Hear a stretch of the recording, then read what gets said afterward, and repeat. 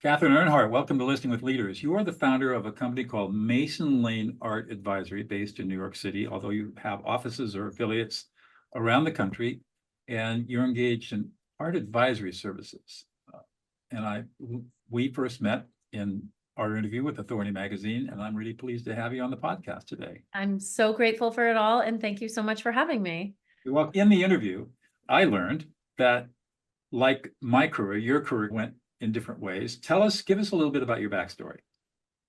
Sure, I've always been interested in art, but not as much the academic side that a lot of my art curious colleagues were interested in. I really have always gravitated towards the business side, and I was an art history and econ major in college, and then pursued that angle of entering the art world from or through a lens of the business world. And when I graduated from getting my master's in art business, I pursued different positions where I could experiment with how the art business ran, how the art market worked, and be adjacent to the selling and buying of art. And so I worked in MoMA, or at the Museum of Modern Art, in the management office, and got a really keen look at how that museum ran. And it's a huge museum, and it's technically nonprofit, but it's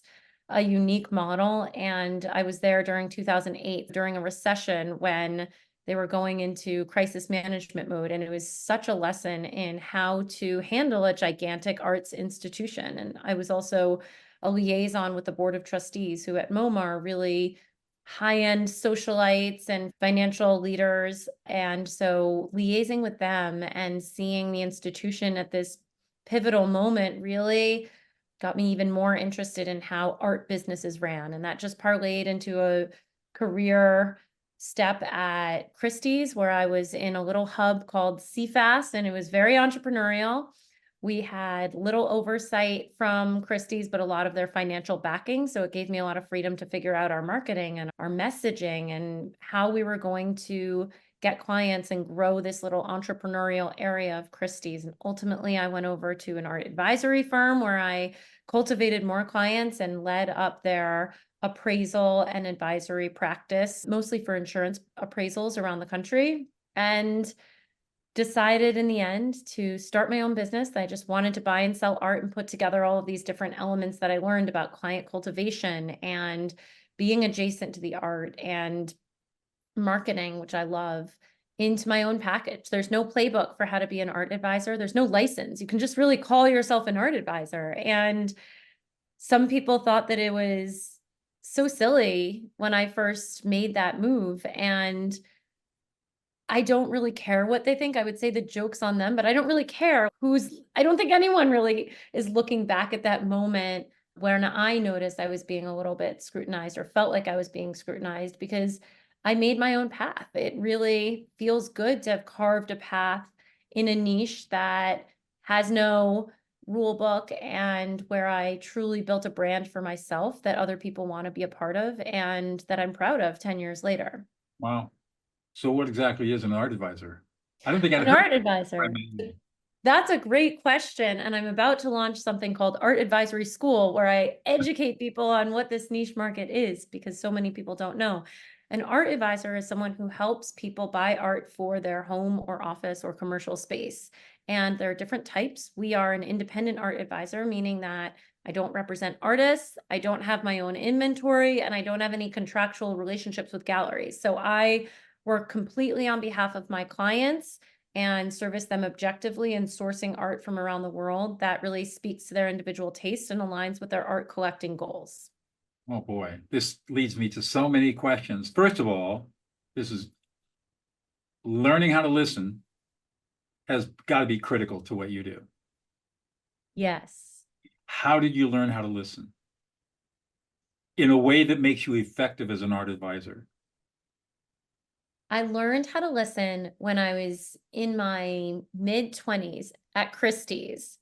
And my boss had a lot of faith in me and sent me down to Art Basel Miami Beach to figure it out and see if I could meet clients and secure more clients for our business. And our clients at the time were the biggest art collectors in the world. And I was wearing shoes from Nordstrom Rack discount and had no idea how to do this.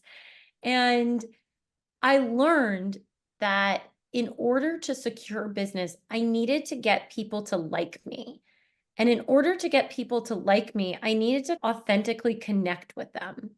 I wasn't going to try and be who they wanted me to be, and I wasn't going to try and adapt to anything around me. Instead, I was just genuinely looking for connections, and they could relate to the art world or not. For example, if I spoke to someone and I said, I managed to sneak myself into a party, which I did many times. I would always say that I was a guest of so-and-so collector and they would let me in. Then I would just start chatting with people and I would say, how do you like the chicken or something like that? Or how's your meal? And they would say, oh, it's good. I said, there are so many good meals around here. What restaurants have you tried? And I would become good at asking questions that just enabled conversation. They were not yes or no questions, and they fostered connection. Oh, I went to that restaurant last night. What did you get? Or I've never had that. What is it like? And through that, I really learned how to connect with people. And I firmly believe that fueled my ability to get clients at Christie's, at Gurjohn's, where I worked next, and ultimately at my own art advisory firm. And when I started my own art advisory firm, I'd never been an art advisor before, but I knew that I had the skills to cultivate clients and I knew the art world exceptionally well. If I had the skills to get clients, then I could service them. But most people that I knew that were art advisors, really their biggest struggle was that they were so entrenched in the art world and had no idea how to interact with people and actually make them paying clients and fuel that relationship. Know, So like, that's how I learned how to listen, I think. know and trust. The most Yes. critical skills of sales and the most critical skills in leadership. Yes. And They're I would all- add authenticity to that too, That's because right. And also some vulnerability, because if you're strong enough in Tai Chi, I'm a martial artist. In Tai Chi, there are two paradoxes. The softer you are, the stronger you are. The more vulnerable you are, the more powerful you are. Soft to be strong, vulnerable to be powerful. I If love that. you can embrace that paradox, that allows you to be authentic and vulnerable, but soft and strong. So you can't be manipulated and you can't be taken advantage of. Yes, I love that. And I also made a point of realizing that putting all of those lessons to work or putting all of those elements together results in being more satisfied at the end of the day. You actually do make friends. And I'm careful about crossing my personal life with my professional life, but I felt connected and I still do feel very connected to the clients that I've serviced and that continue to refer me to their friends. And that just makes all of the work more satisfying because I have real relationships with these people and I care about their families and their kids and their homes and all of that. So you've been doing this for 10 years. You've actually expanded this business in a unique way. You implied in our interview that you heard a podcast about licensing and affiliate and sort of like that. And is that the kind of model you adopted? So you've got offices around the country and you've got other like-minded women who you're all associated in some way, but not really the same business? Yes. So I have business partners in 3 other cities right now, 4 including New York. And the way that started was I listened to a podcast about Don Miller's story brand. I'm not sure if you're familiar. And he has he has a philosophy about marketing called building a story brand, and he's got books. I've got And yes, and he has these story brand consultants who essentially become licensed in this process that he has created, and then they are story brand consultants. And that planted the seed of having Mason Lane advisors elsewhere. And I tried it with a good friend of mine whom I went to grad school with in Toronto. And it worked out so well because she was a friend and I didn't want her to be an employee. And I also felt strange handing over my business for her to just start. So she purchased a license from me to operate under my name and launch Mason Lane Canada. And I trained her on how the business works and the process and the brand and all of the internal elements that I feel are so crucial in running a business. I call them the backstage work, our database, our financial systems, the exact way that we go through every client project to ensure that we know where we are and our clients know what step we're at in the process. And I then own a portion of her business. So I get a percentage of that revenue every year. And then that model worked out really successfully, such that we were collaborative, but New York was really the headquarters. And I very organically found two other business partners over the next 5-7 years. And now we're in LA, Minneapolis, Toronto, New York, and we may add another city in the near future. Wow. Huh. That sounds really cool. It's great too because it's collaborative. These Right. people don't work for me, but they are part of the bigger brand. Right. And so we make decisions together. And in a field where so many people are solopreneurs, it truly benefits our clients because with more eyes on very different markets, we're better positioned to know more about the art world, to have better solutions to problems that come up with client relationships or vendor relationships or whatever inevitable bumps along the way. I'm curious about that. Client problems, vendor problems. Describe for me sort of the kinds of problems you face. Sure. I had a client situation where, I'm trying to think of which one to share, but I had a client situation where the client wanted a commission, which is where the artist has agreed to make a piece specifically for the client. And the artist, we did a studio visit. There was such a beautiful connection between the clients, this couple, and the artist then agreed to do this commission and produced a rendering of what the piece would look like. And the clients had some feedback. We went back and forth to get the perfect rendering. Then 3 months later, the painting is done and it doesn't look like the rendering. This is a $25,000 painting. So I don't know who's right, but that's an example of a problem that comes up. And I truly respect this artist. I admire his work and his artistic liberties that he took. And I also understand that my clients did not get what they expected. And so that was a situation where there were a lot of conversations between our team on how this can be handled, what mistakes were made along the way, what did we not see, and how can we prevent it from happening in the future. How do you resolve problems? I was going to say, if you're curious about the outcome, Yeah. I'm really proud that throughout the process, I ensured that everyone felt heard and nothing was combative. And it could have been a situation that was very different. And I knew the gallerist that was facilitating this on the other end. I've known her for a long time. As long as we were prefacing each conversation with, I understand your point, and here is the clients, and let's work towards a resolution. The energy was very positive throughout those difficult conversations.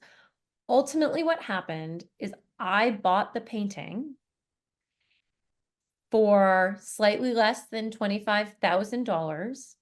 And I resold it to another client, which I never do. I don't have my own inventory, as I said before, but I truly believe two things. One, the client who ordered the commission was not in the wrong. They just weren't. And I also love this artist and think that he created a work that was true to his vision and that was absolutely beautiful and really marketable. And I had 6 other clients who would have loved that work. So I bought it. I took a risk and I bought it. And I could have done this a few different ways that all felt riskier to me, frankly, than owning it for a short period of time and reselling it at my pace with the right client. Otherwise, I would have felt rushed if I owned half of it and was at the So will of another owner. So what'd that's you how do it with, got resolved. what'd you do with the client? How'd you solve the client's problem? The client is now my client for life. They're so grateful that I got them out of this $25,000 mistake. And we're working on sourcing additional works for their home. Wow, amazing. And the A business secret is coach, listening. yeah, listening. And a That's what business coach once told me that the best way to think about your clients is to think of them as lifers, not just clients that pay a certain amount and you deliver a certain scope of work, although that's an important conversation to have. But I'm in this for the long run and I want my clients to know that. And the best business development move I have is word of mouth marketing. So if I can do anything to help my clients share my name with others, then that fuels my pipeline indefinitely. your integrity is everything. Exactly. So when I teach people, or actually when I get engaged to help people through a difficult conversation, just exactly what you're talking about, usually with more money involved, but it's the same idea. Sure. I tell people this is an exercise in listening, not in talking. And we're going to spend the next 2 hours just listening. And here's how we're going to listen.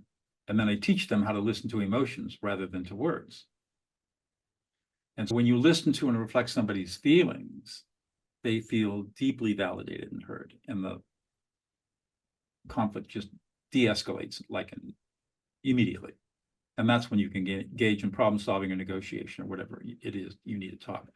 But the secret, So powerful. it's listening to emotions. The process is called affect labeling. There are brain scanning studies that show what happens when you engage in this process that are quite powerful. And it's perfect for for the situation you were talking about. And it sounds like you may not have listened to emotions, but you listened enough to be able to keep people calm and solution. This was an emotional situation and I Absolutely. didn't convey some of that emotion behind it, but I believe that was part of it. And what you're saying is so powerful. Actually, growing up, I never felt heard. And Most for a people number don't. of reasons, what's that? Most people don't. Yeah, for a number of reasons that my therapist knows all about, but I developed a vocal cord problem at some point in my life, and many doctors could not figure out what the issue was. And someone said, I think that you've developed this reaction to tense up your throat in a way that makes you lose your voice. And it's all linked. And ever since I heard that, I've been much more attuned to my own feelings and wants and that of other people's. Right. And I do think that truly enables me to do my job. I'm a matchmaker in my business. I matchmake clients with art, and it's not just a materialistic, it's not actually at all a materialistic match.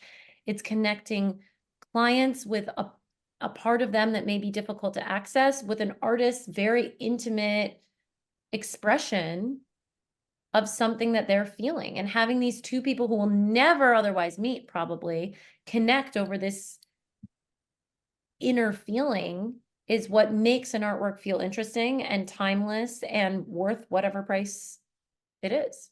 That's exactly correct. Art is all about emotion. Yes. It evokes emotion. People would not be interested in art unless it evoked an emotional response. Most people Totally. don't have a high degree of emotional competency, but they do experience something. And what you're doing is providing a permanent emotional experience. There's an emotional experience of going through the process of acquiring a piece of art, and that's very emotional. But now they have the artwork in their home, and every time they look at it, they have an emotional experience. Yes, So it's very profound. it is. One of the best sources of business for us is designers, interior designers. They refer business to us and they want to source art. They try to. And they come to me and say, I've shown this client 50 different things and they don't like any of it. Maybe you can help. And immediately I'm able to show them 2 pieces of art that they want to buy. And it's because designers are not focused on that story behind the artwork that relates to the emotional experience. They're very tuned into their world of functional and beautiful design, but it's a different way of selling. It's a different mindset. Right. and they can talk about how beautiful the art looks in the space, but people don't buy art because it just looks pretty. They buy art because they feel connected to the story. So I could show, I guarantee, we've never done this A/B test, but I guarantee you if I showed a client the same artworks that the designer had shown that were rejected, I'd be able to sell them. Of course, because you're able to show the story Sure. and Yes, evoke the emotional experience. exactly. This is a skill. I hope you're teaching this skill to your daughters. I'll try to. I am trying to write a book, and it's about this kind of the skill or building the muscle to sell within the world of luxury aesthetics, as I'm calling it. Art, high-end fashion, jewelry, design. Well, think about it. You've got ultra wealthy people. They're the ones who are in this world. They've got every material thing they can possibly have. What's the one thing they don't have that's infinite that they could want more of? One, emotional experience. Two, feeling heard and validated. And three, experiencing something that gives them hopefully joy and pleasure. That Totally. does not consume them like an addiction. And that's what Yes. I think that the best art collections are a little bit autobiographical and a little bit aspirational. And I mean that they're showcasing different parts of who you are, and they're showing different parts of who you want to be. A lot of people are buying art by more diverse artists these days, and diverse in every sense, emerging to established artists of all colors or cultural backgrounds, artists producing different types of art with mixed media and new ways of using materials. And I attribute that to people building or getting in touch with the different parts of themselves that really touches. It's boring to have pretty art on every wall. It's much more interesting to have art that showcases this kind of person that you want to be and person that you, or interest that you want to learn more about, or aspirational concept that does represent where you want to go as a person. It's a different version of don't dress for the job you have, dress for the job you want. Exactly. Sometimes I ask my guests, what is it that gets you up in the morning, makes you go to work? I don't need to ask you that question. You are so full of passion for what you do. It flows out of you, the energy you have. And I'm thrilled that you've recognized and obviously implemented some very powerful listening skills. It's very rare, extremely rare, to find people like yourself who have understood the power of listening. And it's really what defines your success. I can just hear the conversation when you first meet a new client, and whether you're meeting in person or virtually, you're sitting there and you're just asking a couple of open-ended questions to get a feeling of where are these people at? Where are they in their lives? What's important to them? What are their goals? What do they say their goals are, but what are their real goals, right? Yes. And then listening to what's the emotional experience they're having now and where are they on their journey in art? Is this their first piece? They have a lot of art, they have very little art. And what emotional experience are they looking for in all of this? And I think you probably you may be just as analytical as I am, but if you're not, you're intuiting this and getting the answers to these questions in one way or another that allows you to guide them to places where they're going to get the experience they're looking for. Yes. Thank you. That means a lot. I appreciate it. Yeah, really cool. So where do you go from here? When you mentioned what gets you up in the morning, and then you knew that I do have this energy, what came to mind for me is also just the diversity in potential of where I can go with what I've built. That really excites me. I was actually explaining this to my daughter the other day when we were talking about different career paths. And I said, pick a path where you have opportunities to change and pivot and do something new to keep it interesting. Right. You don't have to, but it's nice to have that optionality. Right. And so as an art advisor, I was really happy selling art to my clients, and that felt satisfying. But being able to build the business and see if it could work in one city and then 2 and 3 cities has been tremendously satisfying. As I mentioned, I'm experimenting with the concept of art advisory school, and I mentor other art advisors, and I really do believe it's going to be a growing field because galleries are shutting down and the gallery model is dated and real estate is so expensive and there's no school for this. And I'm not intending on launching a brick and mortar school, but to have some sort of training ground for people who are interested in learning more about this field and mentoring others feels not only satisfying and educational to me, because you learn by teaching, but also seems to have the potential to change the direction of our field that has the illusion of being snooty and exclusive. I really believe in collaboration, transparency, and approachability. And if I can teach anyone else entering this field what I know, I'm hopeful that they'll help lift someone else up. I happen to work in a business with all women. I'm not opposed to ever hiring a man. It just happens to be that way, but it really is a common kind of growing interest for women to lift women. And I just hope that in the art world, people can lift people in a way that hasn't really existed in the past. So I'm hopeful that kind of changed attitude of the market can fuel me and fuel other ideas between myself and my colleagues and other people in the industry that just helps it grow in innovative ways that supports artists, that supports this understanding of ourselves and culture, and grows a field that I think really does help foster creativity and understanding amongst people. Amazing. One more question, I'll let you go. Anything, yes. Katharine, tell us one thing about yourself that we would never know about unless you revealed it to us. Wow, that's a good question. I think the most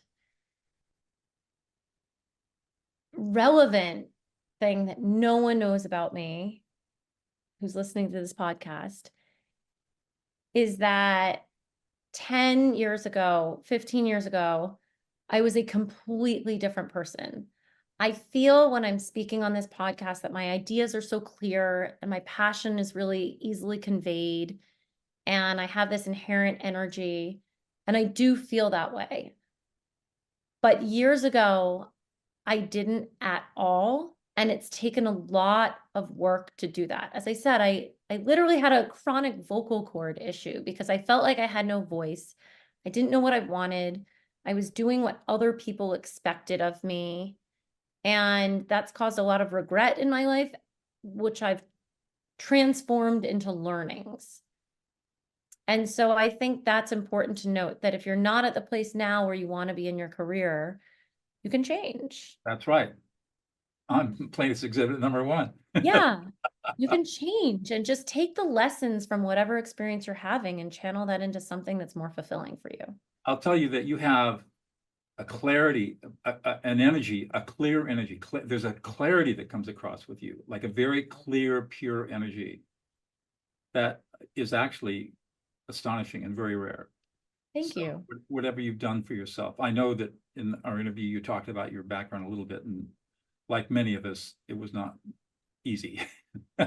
Sure. Mine Yes. wasn't either. But you have obviously taken that and used it to transform yourself into a very powerful being. So thanks for being on the show. It's been a real honor. It's an honor for me. I truly appreciate it. I'm a big fan, and thank you so much for your time. You're welcome.